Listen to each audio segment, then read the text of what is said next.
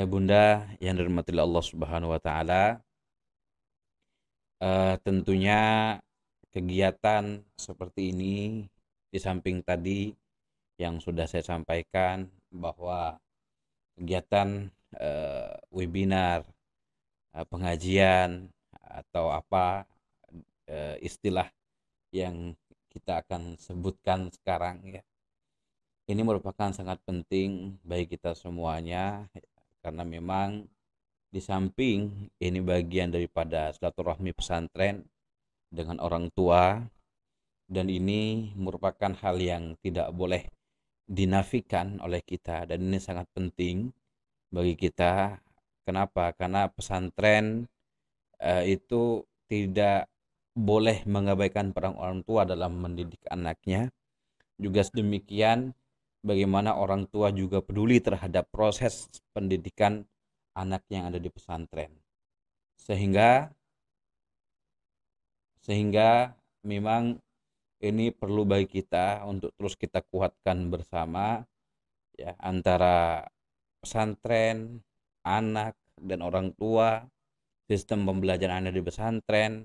Kalau kita mengambil istilah Syekh Zarnuji ya dalam kitab Ta'limul Muta'alim, itu ada beberapa hal yang penting bagi kita untuk kita perhatikan dalam mengawal proses pendidikan anak kita di pesantren, yaitu ala la tanalul ilma illa bisittatin saumbika an majmu'iha bibayani.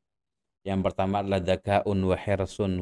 Yang pertama adalah dzakaun, kecerdasan.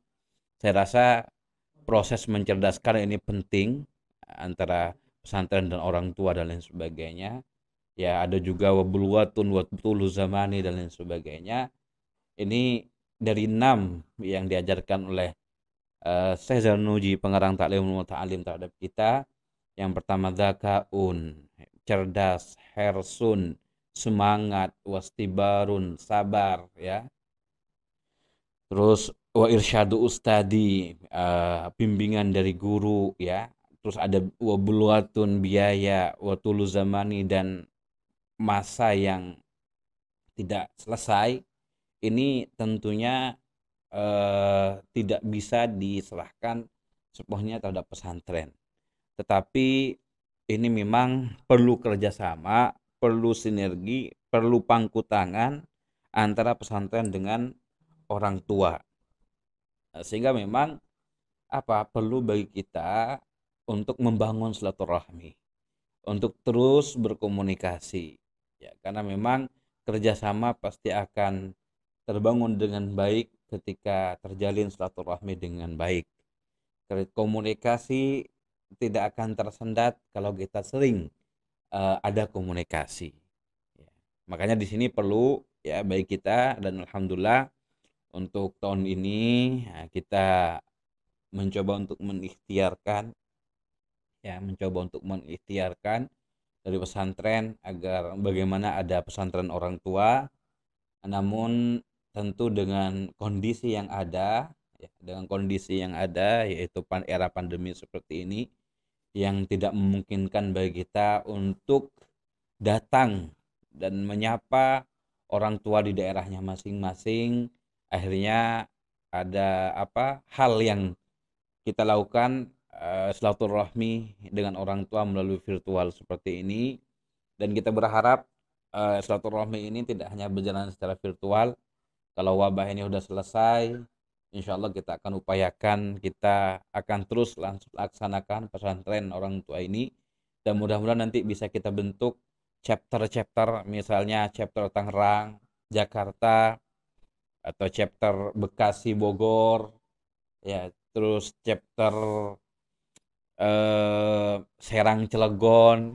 Nah, misalnya kan kita akan buat seperti itu insya Allah, dan mudah-mudahan Allah memberikan kemudahan dari niat baik-baik kita ini, sehingga nanti dari pesantren juga akan menyapa orang tua ke daerahnya masing-masing, dan mudah-mudahan juga orang tua bisa saling mengenal ya, saling bersilaturahmi antar orang tua di chapter-chapter yang sudah nanti akan kita tentukan.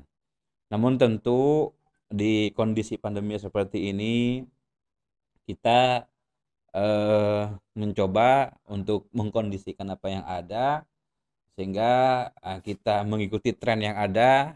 Pesantren orang tua kita laksanakan dengan model webinar sebagaimana sekarang ya, kita melalui Zoom meeting. Mudah-mudahan silaturahmi ini tetap bermakna dan hangat antara pesantren dengan orang tua ya, sehingga insya Allah ini tidak akan mengurangi keakraban kita, tidak mengurangi kebersamaan kita untuk mewujudkan mimpi kita bersama dalam mendidik putra putri kita di pesantren maupun yang masih online di rumah masing-masing. Itu yang pertama. Yang kedua, tentu kita juga ingin dengan adanya pesantren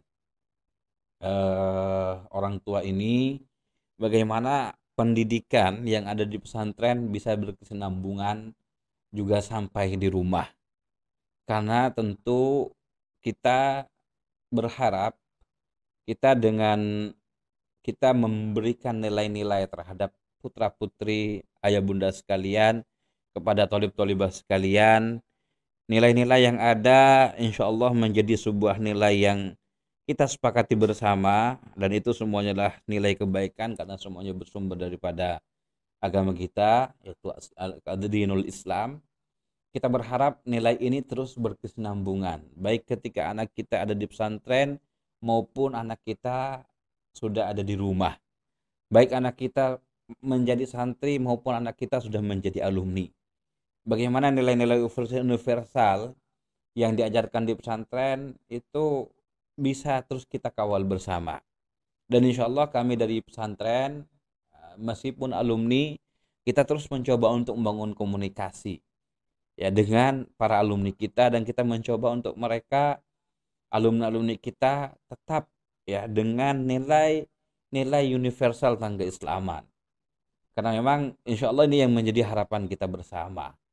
Tentu seorang guru, seorang guru dan orang tua akan bangga, akan bahagia, ya, mungkin akan merasakan hal yang dingin dalam hatinya ketika melihat perkembangan anaknya, ya, apa yang ada di pesantren, kebiasaan yang di pesantren itu menjadi kebiasaan di rumah juga.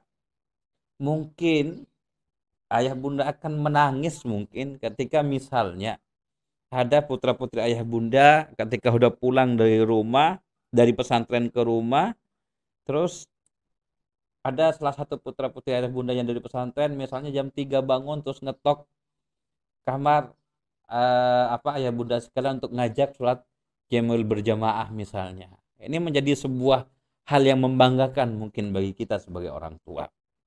Nah, sehingga memang kami juga berharap dengan adanya kegiatan pesantren orang tua ini, bagaimana nilai yang sudah ada di pesantren, bagaimana model pendidikan atau kebiasaan positif yang ada di pesantren ini memang kita kawal bersama meskipun anak kita sudah keluar dari pesantren ataupun anak kita lagi liburan dari pesantren.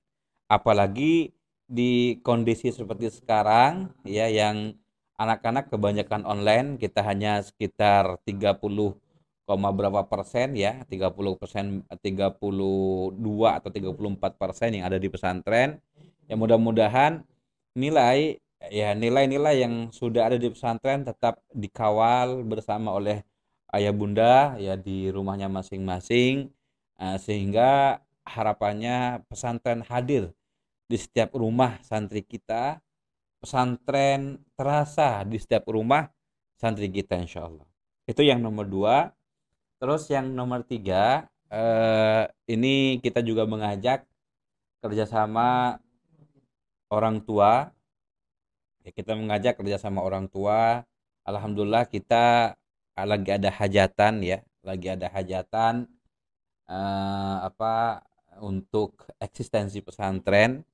Kita lagi ada hajatan dan alhamdulillah kemarin kita sudah membuka tanggal 7 September ya. 7 September kita membuka untuk pendaftaran santri baru ya di pesantren, dan alhamdulillah sampai saat ini pendaftar sudah kurang lebih 300-an ya yang sudah mendaftarkan, dan insya Allah kita akan ada tes gelombang pertama di pertengahan bulan November. Namun tentu target yang ingin kita capai untuk pendaftar adalah minimal 650 atau sampai 1000 ya, 1000 sampai minimal 1000 pendaftar. Dan dengan kondisi yang seperti sekarang ya, semuanya serba terbatas dan lain sebagainya, sehingga memang kita juga mencoba untuk melibatkan dari orang tua, dari ayah bunda sekalian untuk membantu kita dalam menyampaikan informasi bahwa kita lagi membuka pendaftaran dan kita lagi insya Allah menyiapkan untuk generasi penerus untuk tahun depan ya, sehingga memang insya Allah ketika ayah bunda misalnya membantu kita untuk sharing ya dengan kolega, handai taulan dan lain sebagainya, mudah-mudahan itu memberikan sebuah makna dan manfaat yang luar biasa bagi pesantren, dan mudah-mudahan itu merupakan sebuah andil besar juga dari ayah bunda sekalian dalam eksistensi pesantren ke depannya. Alhamdulillah di kondisi yang sulit seperti ini ya, pendaftar masih terus ada ya di pesantren ya, bahkan kita sudah lebih dari 300 yang mendaftar, kurang lebih 300 yang sudah mendaftar, dan target kita minimal nanti di gelombang pertama ya minimal di angka 500 yang kita tes, dan mudah-mudahan nanti di gelombang kedua bisa mencapai sesuai dengan target yaitu 1000 pendaftar.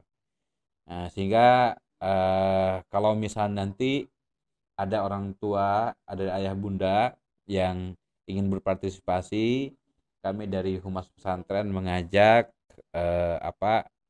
orang tua ya untuk membantu kami insya Allah terkait dengan amunisi ya, BC, terus misalnya spanduk dan sebagainya, insya Allah akan kita siapkan dari pesantren. Tinggal nanti ayah bunda berkomunikasi dengan siapa saja yang ayah bunda nyaman untuk berkomunikasi, bisa misalnya langsung lewat wali asrama, wali kelas, atau ustadzah yang ayah bunda dekat kenal, atau misalnya lewat humas langsung di hotline kami yang ada di website kami.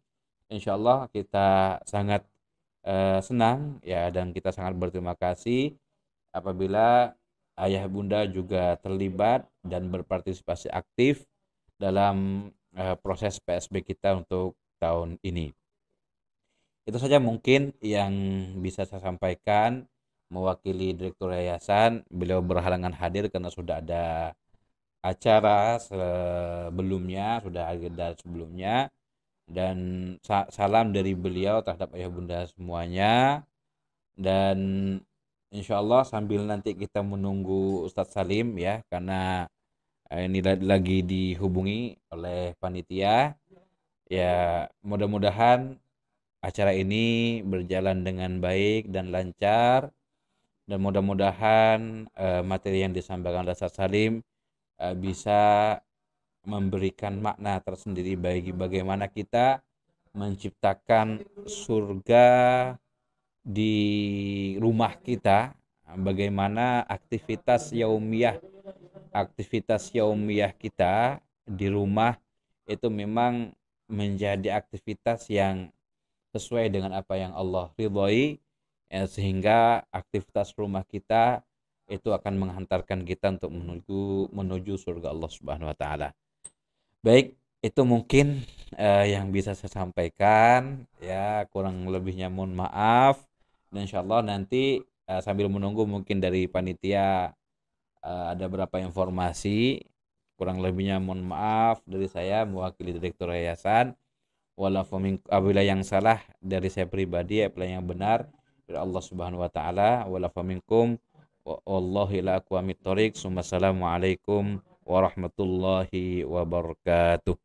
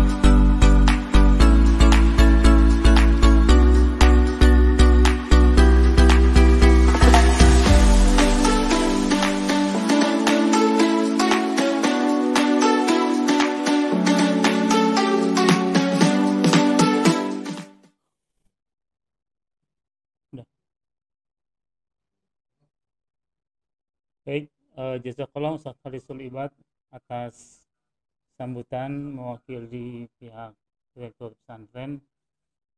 Eh, Mudah-mudahan pemaparan beliau menjadi pegangan bagi kita sebagai orang tua agar bisa bersinergi membangun pendidikan bagi anak-anak kita ke depan. Untuk selanjutnya, alhamdulillah telah hadir bersama kita Ustadz Salim Afillah yang akan menyampaikan materi pada kesempatan pagi ini. Dan sebelum beliau menyampaikan materinya, izinkan saya sedikit menyampaikan terkait dengan kurikulum vitae beliau. Beliau adalah Ustadz Salim Afillah, lahir di Yogyakarta tanggal 21 Maret tahun 1984, ya masih cukup muda. Seorang penulis buku Islami dan namanya mulai dikenal sejak terbit buku pertamanya, yaitu Nikmatnya Pacaran Setelah Pernikahan tahun 2003. Selain sebagai penulis, beliau juga adalah seorang dai dan merupakan penggiat Masjid Jogokarian Yogyakarta yang merupakan salah satu ikon masjid yang paling aktif, ya, di Indonesia. Ya, saya kira banyak, kalau kita sering melihat media sosial tentang aktivitas masjid di Indonesia, biasanya masjid yang paling jadi rujukan adalah Masjid Jogokarian di Yogyakarta. Baik, untuk tidak memperpanjang waktu, saya silakan kepada Ustadz Salim untuk menyampaikan materi yang insya Allah temanya adalah tentang rumahku, surgaku. Pada Ustadz Salim, waktu dan tempat dipersilakan.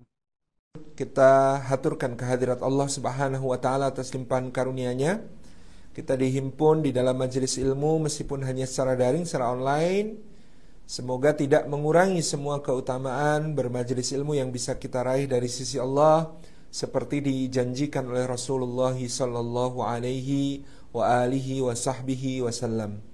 Semoga setiap langkah kita pada pagi ini menjadi pemudah jalan kita semua menuju ke surga.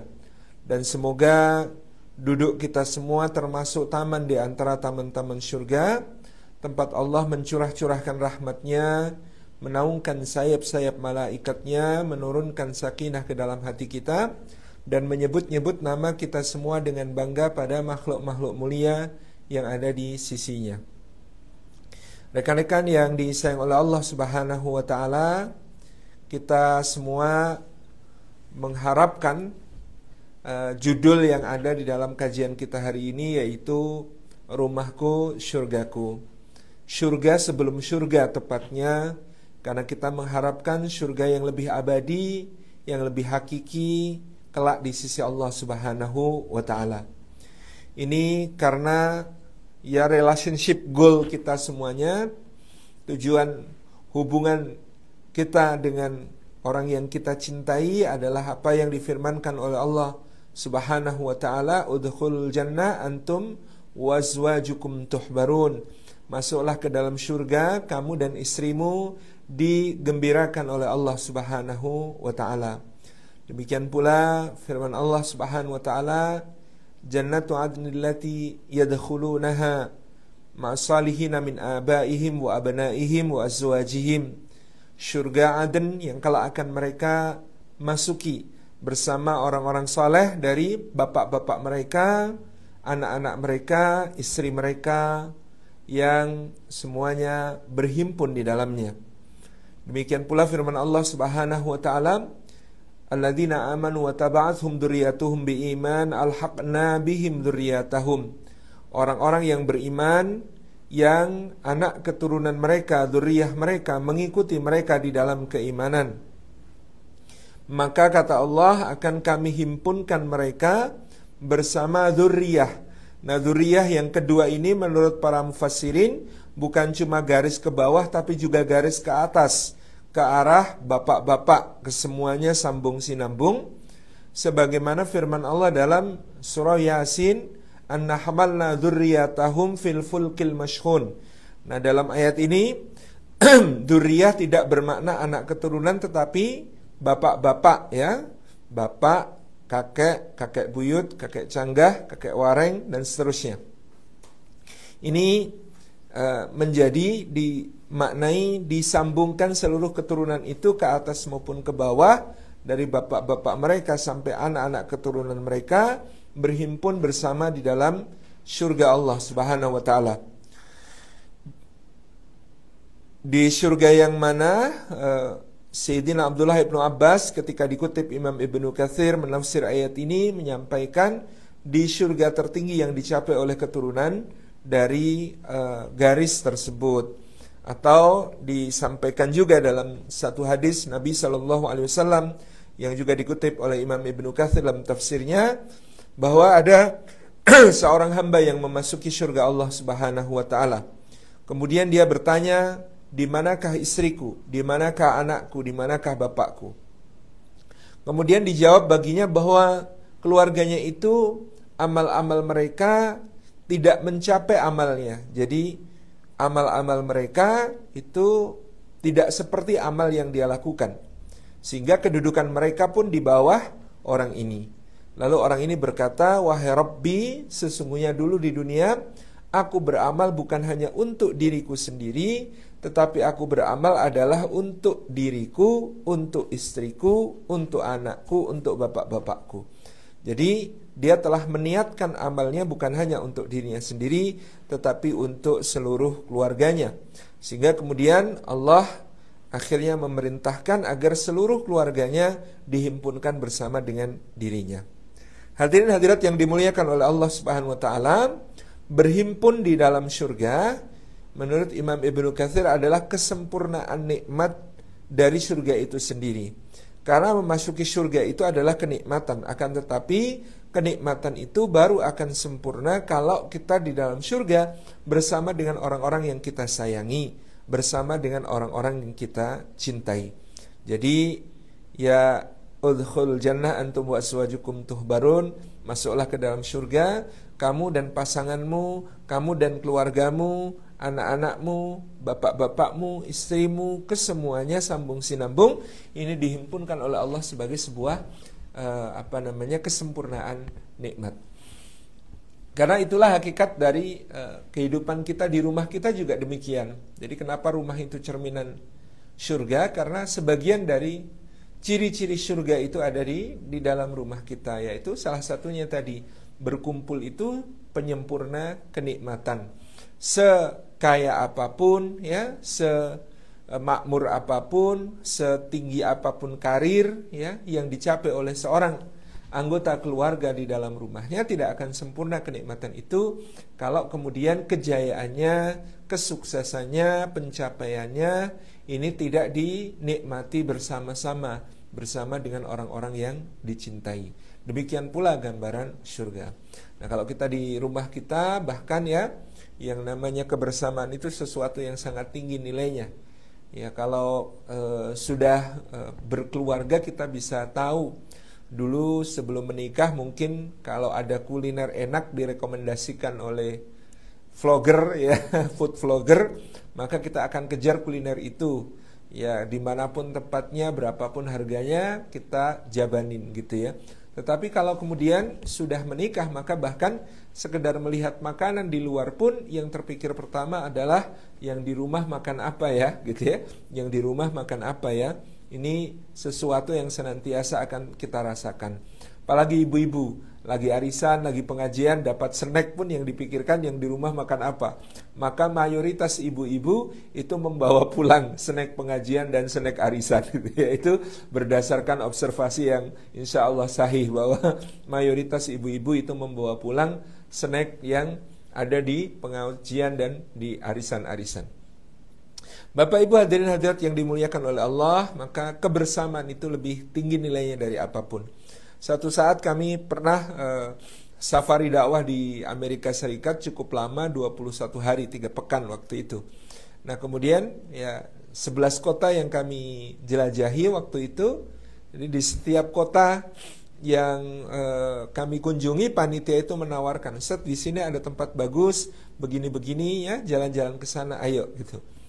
Kayak lebih banyak menolak gitu ya, lebih banyak untuk tidak setuju. Udah, saya di sini aja baca buku, atau saya ke perpustakaan, atau saya kemana. Kenapa? Karena kalau melihat tempat yang indah nanti saya malah sedih. Kenapa kok malah sedih? Karena ya saya cuma sendiri gitu ya, tidak didampingi istri, tidak didampingi anak. Nanti kalau lihat tempat yang indah, saya malah justru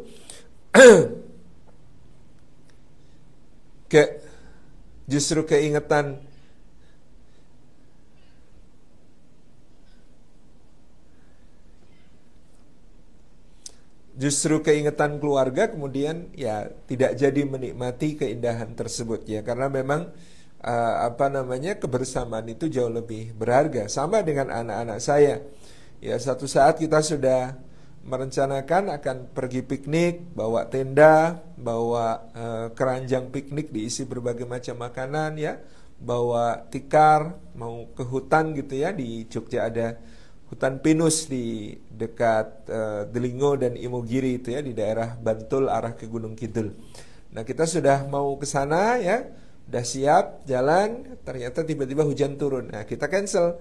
Tetapi bagaimana supaya kegembiraan anak-anak tidak hilang ya? Ruang keluarga ya, kursi-kursinya disingkirkan, kemudian kita bikin tendanya di situ, kita bikin tikernya digelar, makanan dibuka, lampu dimatikan ya. Kemudian di setel HP suara burung berkicau, ya udah, anak-anak sudah senang. Ternyata sudah pada level bukan soal kemana, tapi yang penting bersama siapa dan menikmati suasana yang kemudian bisa kita ciptakan sendiri.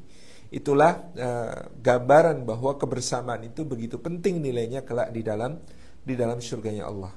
Nah, maka bagaimana agar kita bisa menjadikan rumah kita itu surga sebelum surga, dalam arti bahwa apa yang ada di rumah kita, siapa-siapa yang ada di rumah kita, tentu kita harapkan kelak akan bersama-sama pula dengan kita di dalam surganya Allah Subhanahu wa ta'ala.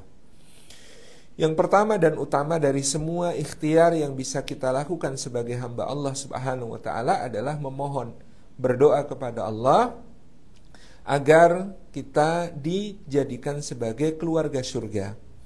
Dan di antara doa yang kemudian dituntunkan dalam Al-Quran, kita bisa meminjam doanya para ibadur rahman, hamba-hambanya Allah yang maha pengasih, dalam suratul Furqan, di mana kemudian mereka ya memberikan kepada kita contoh doa yang sangat agung, yang sangat indah, untuk kita semua memohon kepada Allah Subhanahu wa ta'ala ya, memohon karunia yang besar di dunia dan akhirat dengan doa yang indah ini.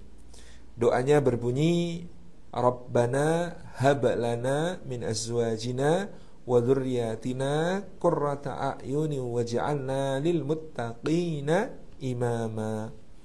Jadi doa ini doa yang sangat agung, doa yang sangat mulia, yang diajarkan oleh Allah melalui hamba-hambanya yang maha pengasih, hamba-hamba Allah Subhanahu wa ta'ala.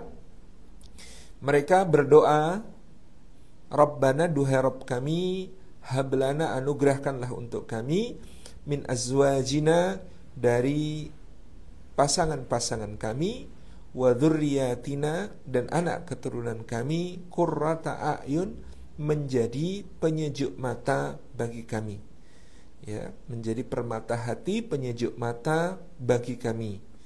Waj'alna, dan jadikanlah kami, lil muttaqina, bagi orang-orang yang bertakwa, imaman, sebagai imam. Ini doa yang luar biasa. Yang pertama, kita memohon agar pasangan kita dan anak keturunan kita menjadi qurratu a'yun. Kata qurratu a'yun ini kalau kita lihat bentuk tunggalnya, qurratu ain, kita bisa temukan dalam hadis Nabi sallallahu alaihi wa alihi wasallam, di mana Nabi SAW mengatakan, dijadikan kecintaanku pada dunia kalian itu pada istri dan wewangian. Wa ju'ilat qurratu aini fis salati, dan dijadikan qurrah ainku itu di dalam salat. Dari hadis ini para ulama memahami bahwasanya qurrah ain itu lebih tinggi dari sekedar mahabbah, dari sekedar cinta. Kalau cinta, ya tadi sudah disebutkan oleh Nabi SAW kecintaannya kepada bagian dari dunia ini, yaitu pada pasangan dan wewangian. Tetapi kalau kemudian qurrah ain itu pada salat. Nah, akan tetapi ketika kita membaca doa ini, kita memohon bahkan kepada Allah agar keluarga kita ini dinaikkan derajatnya oleh Allah, bukan sekedar menjadi kecintaan bagi kita, tetapi menjadi qurrah ain, menjadi permata hati, penyejuk mata bagi kita. Nah, ini berarti kita memohon kepada Allah Subhanahu wa taala agar Dia memperbaiki pasangan dan anak keturunan kita untuk kita, dan memperbaiki cara kita memandang mereka. Sebaliknya juga memohon kepada Allah agar memperbaiki diri kita bagi pasangan dan anak keturunan kita, dan memperbaiki cara pandang mereka kepada kita. Dengan diperbaiki menjadi qurrah ain, yakni menjadi seorang yang, kalau istri salihah, qanitah, hafizah gitu ya, dia menjadi seorang yang salihah, yang baik, yang qanitah, yang taat kepada Allah Subhanahu wa taala, yang hafizah, yang pandai menjaga amanah yang telah diserahkan kepadanya oleh Allah maupun suaminya gitu ya. Yang salihah, yang qanitah, yang hafizah, yang kata Nabi SAW, apabila engkau memandangnya maka akan menjadi tentram hatimu, akan menjadi teduh hatimu. Kata tentram, litaskunu ilaiha, dalam surat Rum ayat ke-21 menunjukkan makna litaskunu ilaiha, yakni pertama litasta'ifu biha, membuat engkau bisa menjaga kesucian dirimu dengan kehadirannya. Jadi maknanya dari qurrah ain ini, ketika kemudian dia dipandang menenteramkan, menyejukkan, maka yang dimaksud pertama-tama adalah membuat kita mampu menjaga diri kita, menjaga kesucian kita. Di pasangan yang baik adalah yang bisa menjaga kesucian pasangannya. Dalam penjelasan para ulama dicantumkan juga hadis tentang Nabi Shallallahu Alaihi Wasallam yang kemudian pada satu kesempatan keluar dari rumah salah satu ummahatul mukminin dalam keadaan rambut beliau basah, dalam keadaan beliau sesudah mandi jinabah begitu ya. Kemudian beliau bersabda kepada para sahabat radhiyallahu anhum ajmain, apabila kalian bertemu dengan seorang wanita yang dijadikan oleh syaitan sebagai penggoda baginya, kemudian dia tertarik pada wanita itu, maka segeralah pulang temui istrinya, karena pada istrinya terdapat segala sesuatu yang ada pada wanita tersebut hanya saja lebih suci, lebih berpahala di sisi Allah Subhanahu wa taala. Ini yang kemudian menjadi patokan, menenteramkan, menjaga kesucian, menjaga dari dosa-dosa, menjaga dari perbuatan keji dan nista. Ini qurrah ain dalam makna menenteramkan, ya, menenteramkan itu mencegah dari dosa-dosa, ya, membuat kita aghaddu lil basar wa ahsanu lil farj, lebih mampu menundukkan pandangan kita dan lebih mampu menjaga kesucian diri kita. Kemudian di dalam makna sakinah itu juga ada makna walitamilu ilaiha, ya, cenderung tadi dalam kebersamaan, bukan lagi aku dan kamu, tetapi kita, difikirkan, dirasakan dengan perspektif bukan lagi ego, tetapi untuk seluruh keluarga dalam pandangannya. Kemudian walitatma'innu biha, supaya itmi'nan, tentram ketika bersama dalam rangka membangun ketaatan bersama-sama kepada Allah, tentram ketika kemudian sedang tidak bersama, ya, ketika kemudian saling mendoakan, ya, dan saling menjaga amanah karena Allah, ya, salihah, qanitah, hafizah. Itu kalau pasangan. Bagaimana kalau kemudian anak-anak? Maka anak-anak yang didoakan qurrata a'yun, mereka menjadi anak-anak yang barram biwalidayhi, menjadi anak-anak yang berbakti kepada kedua orang tuanya, ya, menyejukkan mata di dalam pandangan kita karena ketaatannya kepada Allah Subhanahu wa taala, karena ibadah-ibadahnya ya, karena dia juga berbakti, tunduk, patuh ya dalam kebaikan-kebaikan kepada orang tuanya. Ya, seperti yang dikatakan oleh Imra'atu Fir'aun ya, istri Fir'aun ketika menemukan Sayyidina Musa alaihi salam dilarung di sungai Nil, dia berkata qurratu ainin li walak, qurratu ain li walak gitu ya, menjadi penyejuk mata, permata hati bagi aku dan engkau. Karena memang inilah anak yang baik, anak yang salihah, anak yang salih, anak yang berbakti kepada orang tua, itu akan menjadi penyejuk mata. Kita sudah merasakan ya, kalau yang sudah punya putra pasti, apalagi ketika anak-anaknya masih kecil ya, lucu tuh, bahasa Jawanya itu tombok kesel ya, obat lelah kita ketika kita pulang dari pekerjaan dengan penuh kepenatan, disambut dengan senyum ceria, dengan tawa ya. Dan itu karena mereka masih dalam keadaan ya, jiwanya yang bersih, yang suci sebelum mereka beranjak dewasa. Itulah demikian kita berharap akan terus terjaga mereka menjadi jiwa-jiwa yang suci dan terjaga, yang kemudian senantiasa bisa menyejukkan mata kita, bisa membuat sejuk hati kita ya di dalam berbagai kesempatan, melihat mereka belajar membaca Al-Quran, mencoba menghafal Al-Quran ya, melihat mereka melaksanakan sholat yang fardu maupun yang sunnah, melihat mereka mulai belajar membaca, menulis ya, melihat mereka menggambar, melihat mereka bersepeda mungkin ya, melihat mereka berlari-lari, semuanya adalah qurratu ain, menjadi penyejuk mata bagi kita ya. Terlebih kalau itu ya berada dalam keadaan mereka senantiasa ya, berada dalam kesucian, dalam kebaikan, berada dalam aktivitas-aktivitas yang positif, yang pastinya akan menjadi sebuah kebaikan bagi kita ya. Qurrah ain. Dan kita melihat kepada istri kita sebagai tadi ya, penyejuk mata itu ya karena memang kita harus banyak-banyak mendoakan dengan Rabbana hab lana min azwajina wa dzurriyyatina qurrata a'yun. Karena sesudah menikah kita tidak bisa lagi membanding-bandingkan dengan yang lain atau mencari kecantikan-kecantikan semata. Karena kalau cari yang cantik itu setiap hari keluar edisi barunya gitu ya. Makanya harus banyak-banyak didoakan dengan doa ini supaya dia tetap yang tercantik bagi kita. Istri kita adalah yang tercantik bagi kita. Doa-doa itu ya dipanjatkan kepada Allah Subhanahu wa taala, maka insyaallah Allah akan memperbaiki cara kita memandang mereka. Mungkin kita sudah bisa melihat mereka bukan hanya sebagai bayangan dunianya saja ya, melihat mereka sebagai wujud duniawinya saja, tetapi wujud ukhrawi.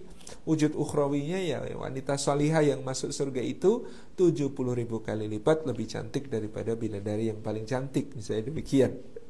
Nah, tetapi ya sekarang kok ya gambaran itu mungkin belum tampak, ya anggap saja karena kita tadi sudah berdoa demikian, insya Allah dia menjadi wanita surga. Nah, mudah-mudahan di dunia ya sedang menyamar saja, nanti aslinya akan terungkap setelah dia masuk surga ya. Sekarang menyamar dengan penyamaran yang sempurna, pakai daster yang tambal, yang sudah luntur warnanya ya, yang kemudian dia bekerja di dapur, belepotan, macam-macam. Subhanallah.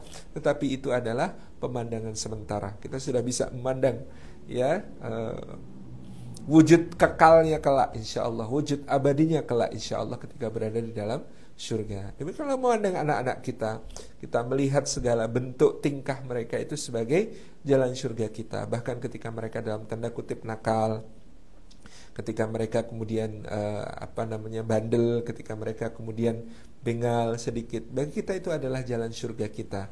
dengan kita berupaya sebaik mungkin untuk mendidik mereka, mengajarkan yang baik-baik kepada mereka, menuntunkan yang baik-baik kepada mereka. Masya Allah. Jadi dengan doa ini diperbaiki mereka untuk kita, diperbaiki cara kita mandang mereka, diperbaiki diri kita untuk mereka, diperbaiki cara mandang mereka kepada kita. Jadi dengan Rabbana hab lana min azwajina wa dzurriyyatina qurrata a'yun waj'alna lil muttaqina imama, ini doa yang sangat senantiasa kita hajatkan, kita butuhkan untuk menjadikan rumahku surgaku. Dan Bapak Ibu yang dirahmati oleh Allah Subhanahu wa taala, sebenarnya kalau kita mengacu sebab ilmu tafsir ya tadi ke ilmu biologi, maka kita akan menemukan bahwa yang disebut sebagai qurrah ain atau penyejuk mata itu adalah air mata. Jadi kita berkedip setiap beberapa detik ya, ini untuk membasahi kelopak mata kita supaya tidak kering, supaya tetap sejuk. Nah, apa yang dipakai membasahi tentu adalah air mata ya. Air mata ini sangat penting untuk kemudian menjadikan kelopak mata kita tidak pedih, tidak perih, tidak kering, sehingga kita senantiasa perlu berkedip ya. Ini untuk membasahi mata kita. Maka demikian pula dalam kehidupan rumah tangga kita ya, sesekali kita perlu menitikkan air mata karena bahagia yang sangat, karena doa-doa yang kita panjatkan kepada Allah Subhanahu wa taala ya, itu ketika kita menitiskan air mata maka akan menjadi sebuah keutamaan tersendiri di dalam keluarga kita bagi rumahku surgaku. Nah, bagian kedua dari doa ini, Bapak Ibu yang dirahmati oleh Allah Subhanahu wa taala, jauh lebih penting lagi, yaitu waj'alna lil muttaqina imama. Dan jadikanlah kami ya Allah imam bagi orang-orang bertakwa. Nah, ini doa yang menurut para ulama unik, karena doa ini berbeda dengan doa-doa lain yang dituntunkan oleh Allah dan Rasulnya Shallallahu Alaihi Wasallam kepada kita. Sigat atau bentuk kalimat, jadi doa-doa kita itu biasanya sigat yang tawadhu.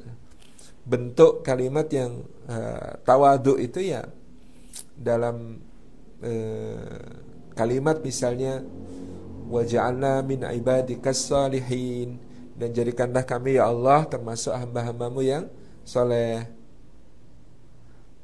Waj'alna min warasati jannatin na'im, jadikanlah kami termasuk bagian dari para pewaris surga yang penuh kenikmatan, gitu ya. Itu adalah doa-doa dalam sigat yang tawadhu. Tetapi doa ini tidak mengatakan kepada kita, tidak mengajarkan kepada kita waj'alna minal muttaqin, dan jadikanlah kami termasuk orang-orang bertakwa.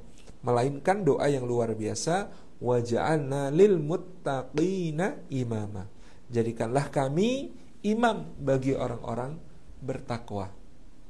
Ini ya bahasa kita, doanya ambisius banget, karena kita memohon untuk bukan sekedar menjadi orang bertakwa, tetapi kita memohon kepada Allah supaya menjadi imamnya orang bertakwa. Sebagian ulama memaknai ini, yang pertama adalah meminta kepada Allah ya ketinggian derajat yang hakiki, ketinggian derajat yang sejati.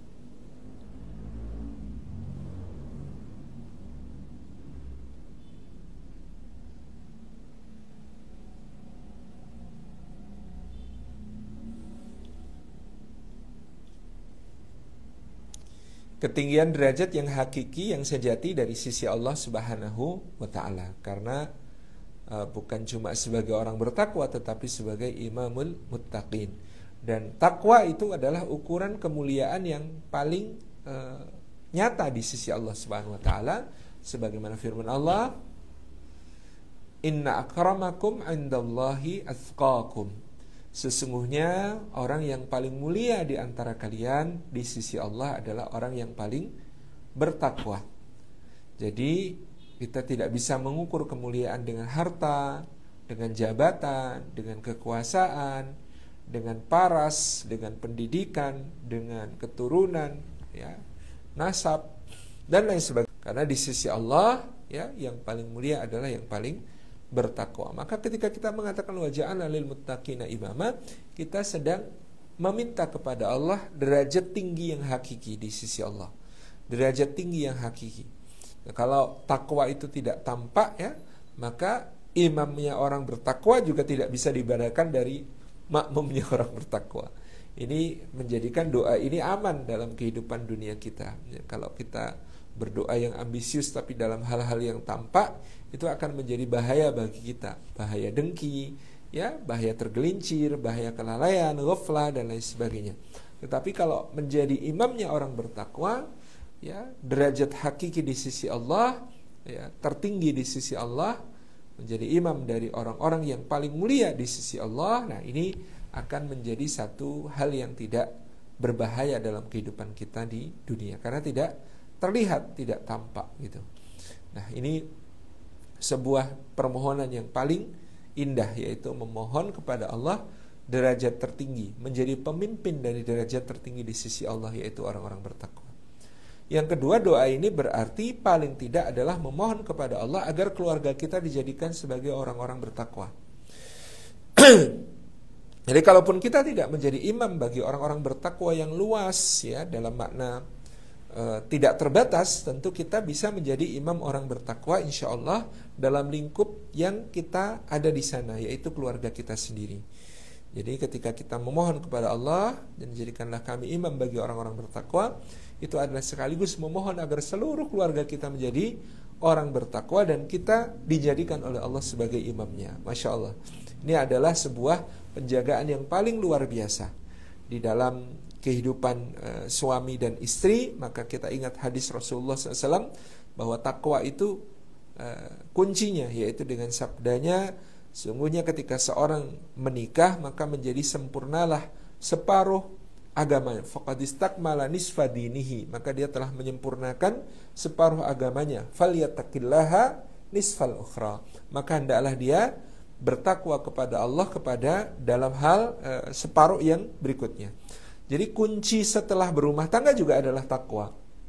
Ya, jadi kunci setelah berkeluarga sebada sempurna separuh agama seseorang adalah juga dengan ketakwaan kepada Allah Subhanahu wa taala.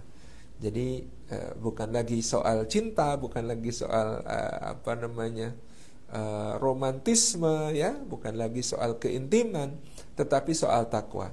Sebagaimana ada seseorang yang mengadu kepada Sayyidina Umar bin Khattab, Amirul Mukminin, dia ingin menceraikan istrinya. Sayyidina Umar bertanya, apa alasannya kamu mau menceraikan istrimu? Kata dia, saya sudah tidak cinta lagi. Kata Sayyidina Umar, apa itu cinta? Di manakah takwa? Di manakah tanggung jawab? Di manakah rasa malu? Jadi ada 3 yang ditanyakan Sayyidina Umar. Di manakah takwa? Di manakah tanggung jawab? Di manakah rasa malu? Gitu ya. Ini at-taqwa, al-mas'uliyah, al-haya itu yang lebih menjadi penguat, pengokoh dalam kehidupan rumah tangga daripada sekedar cinta. Jadi takwa, tanggung jawab, rasa malu, satu paket gitu. Itu dalam kehidupan rumah tangga kita. Demikian pula takwa tentang anak-anak kita ini akan menjadi kunci yang sangat kokoh. Seperti yang difirmankan oleh Allah Subhanahu wa taala surat An-Nisa ayat ke-9, wal yakhshal ladina law taraku min khalfihim dzurriyyatan di'afan khafu 'alaihim falyattaqullaha wal yaqulu qawlan sadida. Wal yakhsha, dan hendaklah takut siapa alladzina, orang-orang yang law taraku, seandainya mereka meninggalkan min khalfihim, di belakang mereka, dzurriyyatan di'afan khafu 'alaihim, generasi penerus yang lemah yang senantiasa mereka khawatirkan keadaannya. Obatnya adalah falyattaqullaha, hendaklah mereka bertakwa kepada Allah, wal yaqulu qawlan sadida, dan hendaklah mereka mengucapkan perkataan yang lurus atau perkataan yang lempeng gitu ya. Jadi hadirin dan hadirat yang dimuliakan oleh Allah Subhanahu wa taala, yang kita lihat di sini adalah takwa menjadi kata kunci supaya kita tidak memiliki generasi yang generasi penerus yang lemah, dan kita tidak dikhawatirkan oleh mereka. Jadi ada 2 penyakit di situ. Penyakit yang ada di situ adalah meninggalkan lautarakum min khalfihim dzurriyyatan di'afan, meninggalkan generasi berikutnya dalam keadaan lemah, ya.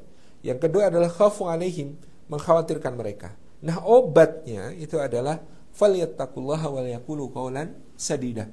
Hendaklah mereka bertakwa kepada Allah, ya. Jadi dengan takwa kepada Allah itu Allah akan memberikan dua obat sekaligus, ya, supaya kita generasinya menjadi kuat dan sekaligus supaya kita tidak perlu khawatir tentang mereka. Jadi waja'alna lil muttaqina imama. Kenapa kita memperbanyak doa ini? Mudah-mudahan Allah menjadikan kita sebagai imamnya orang bertakwa, adalah juga agar menjadi penjagaan bagi anak-anak kita. Agar menjadi sebuah kekokohan bagi anak-anak kita dan menjadi ketenangan di dalam hati kita. Jadi mereka kokoh, hati kita tenang bagi anak-anak kita.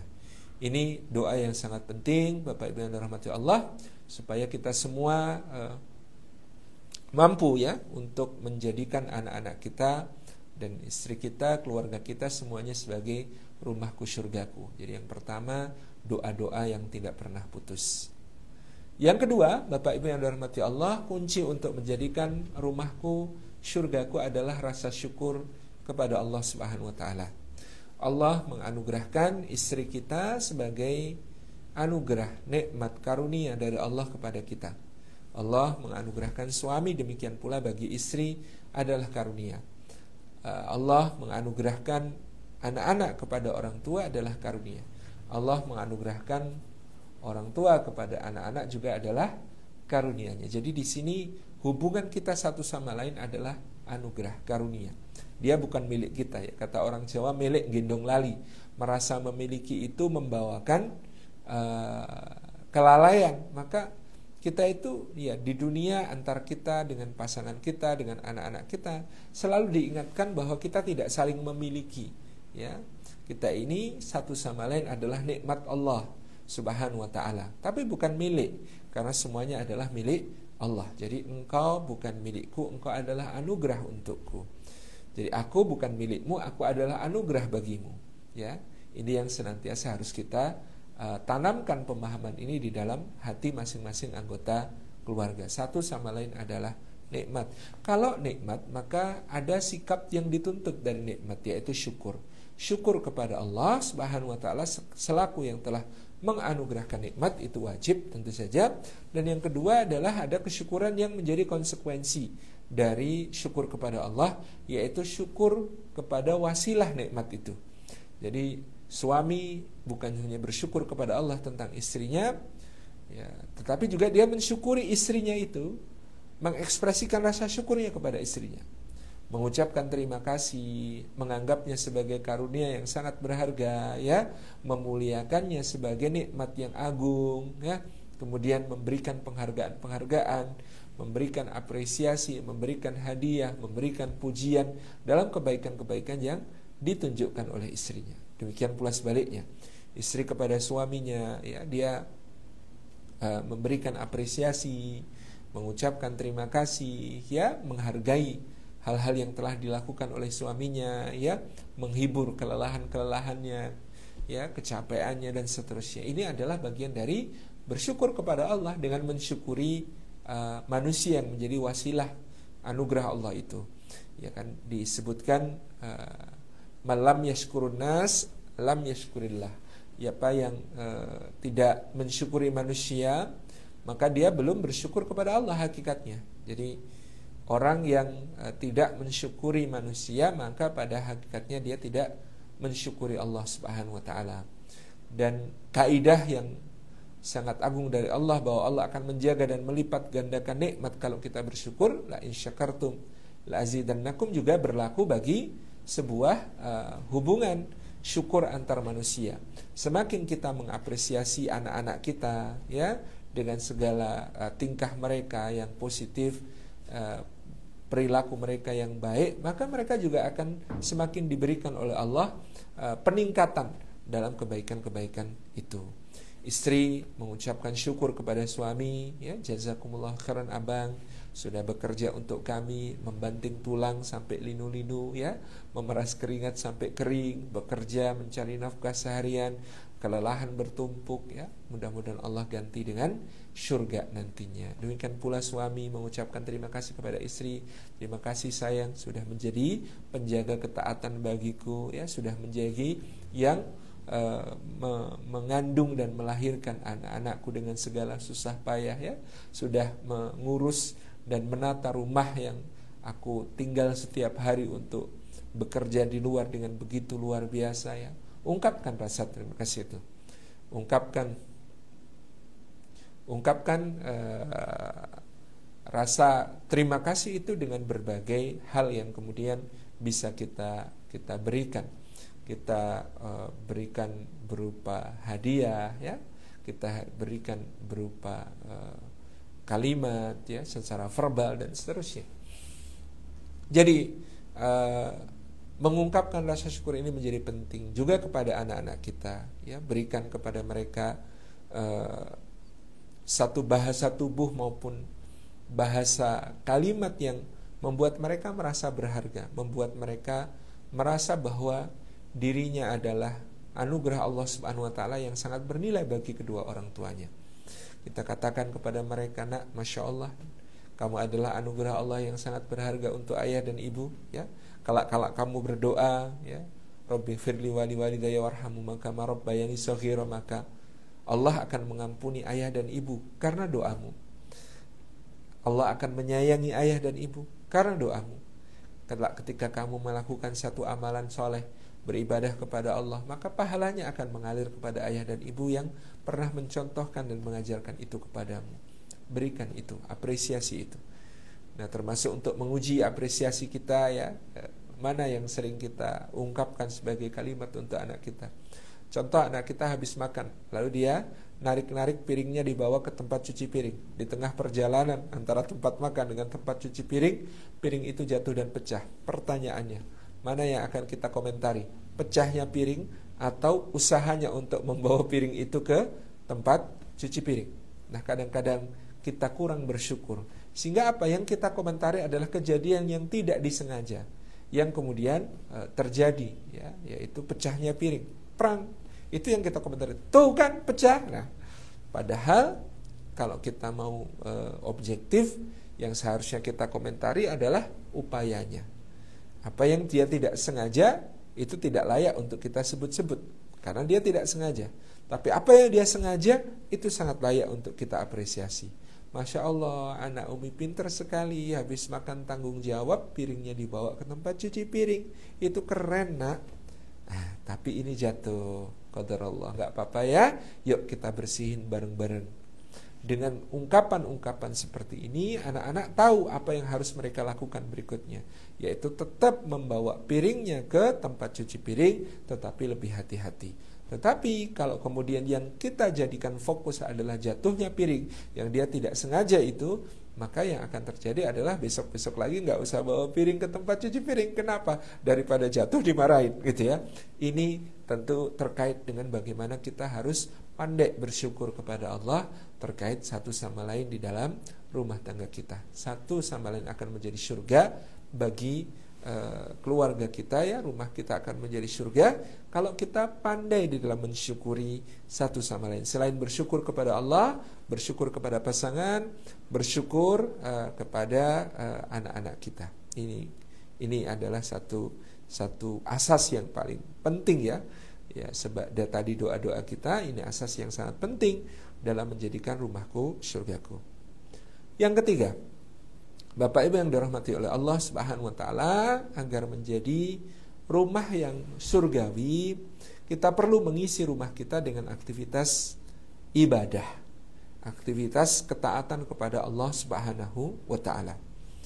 Ini menjadi penting ya, karena bagaimanapun juga namanya mujahadah ya, memperjuangkan diri agar taat kepada Allah dengan ibadah-ibadah mahdoh, ini adalah anasir yang sangat penting untuk menjadikan rumah kita surga sebelum surga. Dalam ungkapan salafus saleh disebutkan, rumah yang di dalamnya dipakai untuk salat, membaca Al-Quran, untuk ibadah-ibadah, maka bagi penduduk langit akan tampak bercahaya seperti bercahayanya bintang-bintang bagi penduduk bumi. Jadi kalau kita melihat ke atas, kita melihat langit dengan bintang-bintang yang bercahaya di sana. Demikian pula para penghuni langit ya, itu kalau memandang ke bumi mereka akan menemukan rumah-rumah yang bercahaya yang seperti bintang-bintang itu, karena rumah-rumah ini dipakai untuk beribadah. Rumah-rumah ini dipakai untuk taat kepada Allah ya. Rumah-rumah ini dipakai untuk melakukan berbagai aktivitas ruhaniyah ya, tentu menghidupkan salat sunnah ya, menghidupkan puasa sunnah, menghidupkan tilawatul Quran yang ya, apa yang bisa kita lakukan di rumah kita ini adalah bentuk ya membangun rumah kita menjadi surga sebelum surga. Dalam surah Al-Hajj ada doa Nabi Ibrahim alaihissalam ya, Rabbana inni askantu min dzurriyyati biwadin ghairi dzi zar'in 'inda baitikal muharram Rabbana liyuqimus shalah faj'al af'idatan minan nasi tahwi ilaihim warzuqhum minats tsamarati la'allahum yashkurun. Ini doa yang luar biasa. Kata Nabi Ibrahim alaihissalam, Rabbana, duha Rabb kami, ini sesungguhnya aku askantu min dzurriyyati, aku menempatkan sebagian di antara anak keturunanku biwadin ghairi dzi zar'in, di satu lembah yang tidak memiliki tetanaman. Jadi kalau kata guru saya, Allahu yarham Kaji Mu'tamid Khalil, itu yang pertama dalam rumah tangga dan mendidik anak-anak kita, penting untuk tidak menjadikan anak-anak kita itu serba ada dan serba keturutan. Artinya ada sisi hidup prihatin yang dididikkan dengan sengaja di situ. Seperti Nabi Ibrahim, askantu min dzurriyyati biwadin ghairi dzi zar'in. Jadi tidak termasuk menyayangi kalau kita apa-apa kita turuti anak-anak kita. Anak-anak kita harus belajar bahwa kehidupan dunia ini kehidupan yang sementara, yang fana, yang terbatas, yang tidak semua hal harus keturutan gitu. Jadi ya, mendidikkan prihatin dalam hal ini penting ya. Istilahnya teman-teman itu, kalau kita melihat kupu-kupu ya, kupu-kupu yang baru akan keluar dari kepompongnya itu kasihan. Karena apa? Dia bergerak-gerak dengan kesulitan yang luar biasa ya, hendak memecah kepompong yang sangat liat, yang sangat kuat melilit tubuhnya ya. Dia ingin keluar dari situ ya, itu kasihan sekali kalau kita melihat proses bagaimana kupu-kupu ini keluar dari kepompongnya. Tapi kalau rasa kasihan kita membuat kita mengambil gunting, lalu kemudian kita menggunting kepompong ini sehingga kupu-kupunya ini, kupu-kupu muda ini bisa keluar, maka sebenarnya yang kita lakukan adalah membunuh kupu-kupu itu. Kenapa? Untuk terbang, kupu-kupu itu membutuhkan otot sayap yang kuat. Dari mana dia mendapatkan otot sayap yang kuat? Itu dari latihannya itu ya, ketika dia melepaskan diri dari kepompongnya itu ya, dengan tenaga yang dia latihkan terus supaya kemudian kepompong itu sobek dan dia bisa keluar, itulah yang akan melatih otot-otot sayapnya. Kalau kita membantunya dengan cara menggunting kepompong, maka sebenarnya kita bukan membantu, tapi kita menghancurkannya. Karena apa? Ketika kemudian dia keluar tidak dengan upayanya sendiri untuk merekahkan kepompong itu, maka otot sayapnya tidak kuat, dia tidak akan bisa terbang. Ya, kita bisa bayangkan kupu-kupu yang tidak bisa terbang, hanya tinggal tunggu waktu, berapa saat kemudian dia akan dirubung oleh semut dan kemudian mati. Ini filosofi juga kepada anak-anak kita. Kalau kita serba ada, serba wah, serba keturutan, apa-apa dikasih ya untuk anak-anak kita sebenarnya bukan sedang menyayangi, tapi kita sedang membawanya ke jurang yang berbahaya, ke masa depan yang mengerikan buat dia. Karena dia memerlukan tadi latihan-latihan dalam kehidupan untuk menjadi tangguh, untuk menjadi ulet seperti kupu-kupu yang tidak perlu kita bantu dengan kita gunting kepompongnya. Anak-anak kita biwadin ghairi dzi zar'in harus juga memiliki masa di mana ketika dia kecil dia perlu bekerja keras, dia perlu berusaha, dia perlu untuk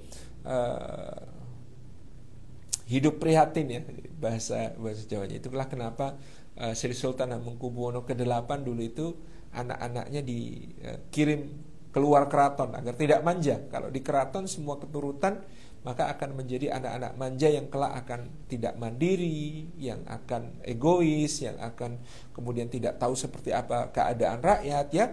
Anak-anaknya sejak kecil dikeluarkan dari keraton, disuruh tinggal di keluarga Belanda atau di keluarga karena keluarga Belanda lebih egaliter. Jadi kalau dia dititipkan di keluarga Jawa, takutnya karena dia anak raja akan keturutan terus lagi. Jadi dia dilatih untuk disiplin, dilatih untuk mandiri, dilatih untuk bekerja keras, dilatih macam-macam gitu ya. Ini yang akhirnya menjadikan ya, kita tahu salah satu pahlawan nasional Indonesia, Sri Sultan Hamengkubuwono ke-9 itu orang yang sangat punya kepribadian yang sangat kokoh, yang sangat mandiri, yang sangat tegas, yang sangat memiliki karakter yang kuat gitu ya. Karena itu pendidikan yang biwadin ghairi dzar'in ya. Inda baitikal muharram. Tapi perhatikan kalimat berikutnya, inda baitikal muharram rabbana liyuqimus shalah. Tetapi di dekat rumahmu yang mulia ya Allah supaya mereka menegakkan salat. Jadi hidup prihatin dipadukan dengan kemudahan untuk beribadah, dipadukan dengan suasana yang kondusif untuk melaksanakan berbagai macam amal soleh. Itu akan menjadi perpaduan yang luar biasa bagi seorang anak untuk tumbuh ya di dalam keluarga, menjadi tadi rumahku surgaku. Ini ya, jadi aktivitas ibadah. Orang tua juga demikian, perlu banyak beraktivitas ibadah dengan niat bukan hanya untuk dirinya sendiri tapi untuk seluruh keluarganya. Dahulu Allah yarhamki ya Mu'tamid Khalil, kalau ada santri bermasalah ya di pesantren ya, hafalannya nggak maju-maju, baca kitabnya nggak beres-beres gitu ya, itu yang dipanggil orang tuanya ya, ajak berdiskusi apa yang biasa dilakukan di rumah, sampai kemudian kiai biasanya mengijazahkan amalan, artinya menghimbau untuk melaksanakan satu amalan tertentu. Biasanya dihimbau untuk tahajud, diniatkan untuk anaknya ya, tahajud dengan tidak perlu banyak-banyak 2 rakaat, qul ya wal kulhu gitu ya. Dengan rakaat pertama membaca qul ya ayyuhal kafirun, rakaat kedua membaca qul huwallahu ahad. Kemudian ditutup dengan witir yang cuma 1 rakaat membaca kulhu, Falak dan Anas gitu ya. Itu biasanya diijazahkan kiai kepada orang tua yang anaknya bermasalah di pondok. Nanti setelah tahajud 2 rakaat, witir 1 rakaat, berdoa kepada Allah untuk kesuksesan anaknya. Itu harus dilakukan secara rutin. Jadi ibadahnya orang tua mendoakan anak-anaknya ini juga adalah anasir yang sangat penting dalam membentuk rumahku surgaku. Mungkin orang tua memondokkan anak ya, mengirim anak ke pesantren, tetapi pendidikan anak di pesantren juga akan sangat tergantung seperti apa keadaan orang tuanya di rumah dalam rangka menjaga ketaatan mereka kepada Allah Subhanahu wa taala ya. Kalau orang tuanya beres secara rohani, doa-doanya terus bersambung kepada Allah, maka anak-anaknya akan dimudahkan oleh Allah. Kalau dalam bahasa Jawa itu terkait prihatinnya orang tua yang bermanfaat untuk anak, ada kata-kata bopo topo, anak nompo, putu melu, buyut katut, canggah keserambah gitu ya. Jadi kalau ayah itu bermujahadah, maka anak akan mendapatkan hasilnya, cucu akan ikut, buyut akan masih terbawa, kemudian yang namanya canggah itu akan terciprati dari kebaikan-kebaikan itu ya. Kalau kita merujuk dalam Al-Quran, dalam suratul Kahfi, kisah Nabi Musa dan Khidir alaihi salam, itu di bagian akhir bagaimana kemudian mereka menegakkan dinding yang di bawahnya ada harta simpanan untuk 2 anak yatim ya. Para orang-orang yang tadabbur Quran itu menyampaikan bagaimana ya, bayangkan untuk menyelamatkan harta milik 2 orang anak yatim, Allah sampai mengutus 2 orang nabi, bahkan yang satu seorang rasul ulul azmi, rasul yang paling terkemuka dunia akhirat, Nabi Musa alaihi salam. Itu kenapa kok bisa begitu? Fadilah apa? Fadilahnya ternyata adalah kan wa kana abuhuma shalihan, karena bapak mereka dulu adalah orang yang soleh ya. Karena bapaknya dulu orang yang soleh, maka kemudian anaknya dikirimi 2 nabi untuk menyelamatkan harta simpanannya. Padahal dalam tafsir disebutkan juga itu bukan bapak langsung, tetapi adalah kakek yang ke-7. Masya Allah. Ini artinya tidak akan pernah sia-sia doa-doa kita, ibadah kita, munajat kita yang kita tujukan untuk menghidupkan rumah kita dengan suasana ketaatan kepada Allah. Ini kunci ketiga. Yang keempat tentu adalah sabar sebagai paduan dari syukur ya. Jadi ya, rumah tangga kita pasti akan berisi berbagai dinamika, termasuk tentang pasangan kita, tentang anak-anak kita. yang tentu di sana memerlukan kesabaran ketika masing-masing diuji dengan yang lain ya. Suami adalah ujian bagi istrinya, istri adalah ujian bagi suaminya, anak-anak adalah ujian bagi orang tuanya, orang tua adalah ujian bagi anak-anaknya. Jadi dengan kondisi seperti itu, ujian-ujian itu ya mau tidak mau ya, seorang mukmin menyadari bahwa imannya yang memang menjadi konsekuensi untuk adanya ujian ya. Jangankan kita, Nabi Yakub alaihi salam saja, orang yang dikasihi Allah, seorang yang saleh, nabi dan rasul Allah, anak dari seorang nabi dan rasul Allah, cucu dari seorang nabi dan rasul Allah, dikarunia 12 anak. Dari 12 anak yang nakal 10, yang soleh 1, itu pun hilang gitu ya. Kita bisa bayangkan bagaimana kita ya, tentu kita juga pasti akan diuji oleh Allah Subhanahu wa taala. Jadi ada seorang bapak dulu menghadap kepada Allah yarham Haji Mu'tamid Khalil, menceritakan anaknya 3, yang 2 ngajinya bagus ya, di pesantren beres, kuliah beres, kerja beres ya semuanya.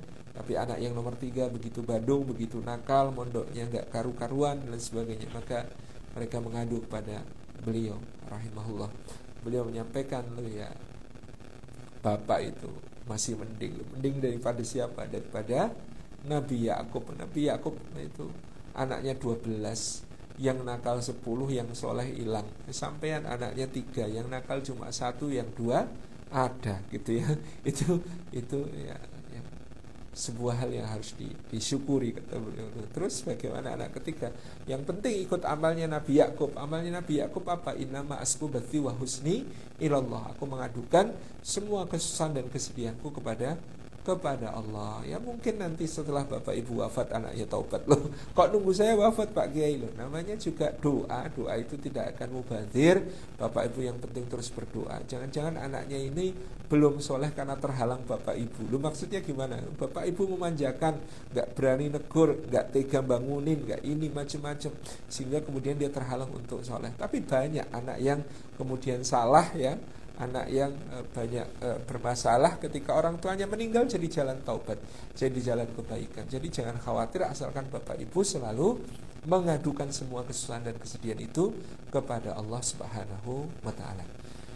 Saya kira demikian yang dapat kami sampaikan Bapak Ibu yang dirahmati oleh Allah Subhanahu wa taala. Tadi sudah kita sampaikan bahwa yang pertama adalah doa qurratu a'yun kita, yang kedua adalah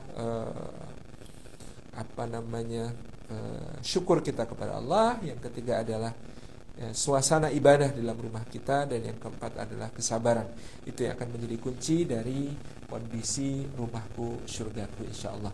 Jazakumullah khairan. Wassalamualaikum warahmatullahi wabarakatuh.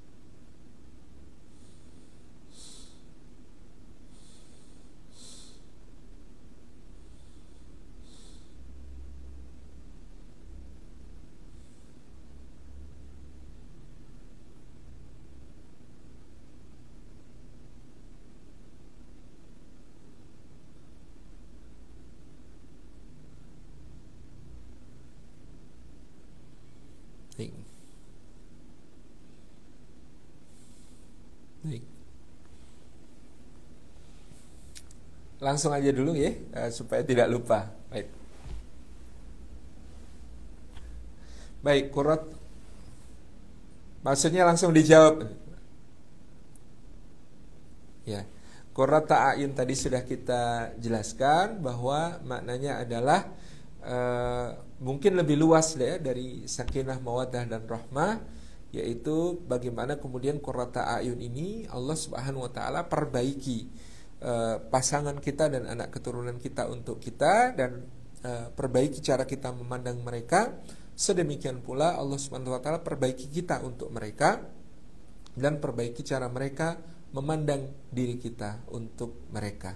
Artinya barangkali sakinah mawaddah warahmah ada di dalam lingkup qurrata ayun itu, bahwasanya antara pasangan yang satu dengan yang lain, ya, suami istri itu ada cinta yang menenteramkan, sakinah, ada cinta yang menggelorakan semangat,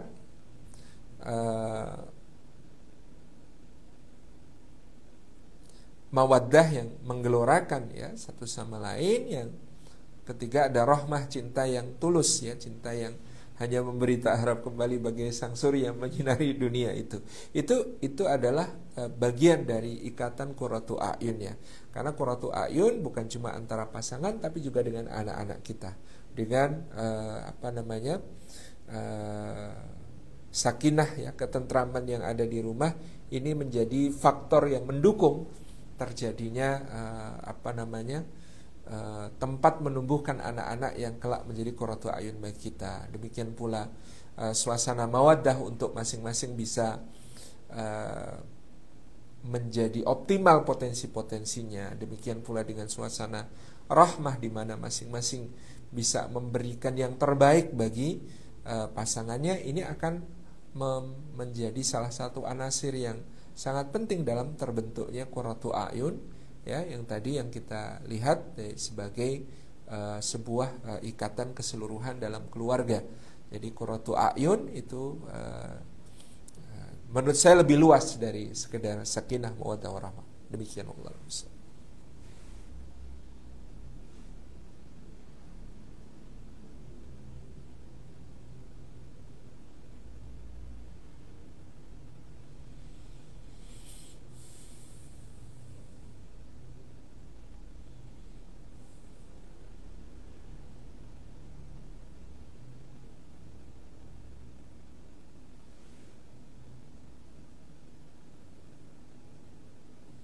Baik. Bismillah. Yang pertama, ketika anak melakukan kesalahan, ya, tentu kita harus melihat ke dalam diri kita terlebih dahulu. Pada saat kita seusia mereka, apakah kita juga tidak melakukan kesalahan? Itu kita juga melakukan kesalahan. Dengan ini kita akan mengurangi rasa kesal kita, karena ya tentu namanya anak, jangankan anak, yang dewasa pun bisa melakukan kesalahan. Yang kedua, kita lihat bobot kesalahannya, ya, ataupun penyebab kesalahannya. Jangan-jangan kesalahan itu karena kita memang belum pernah menjelaskan, belum pernah memberikan kepada dia pemahaman akan hal tersebut, gitu ya.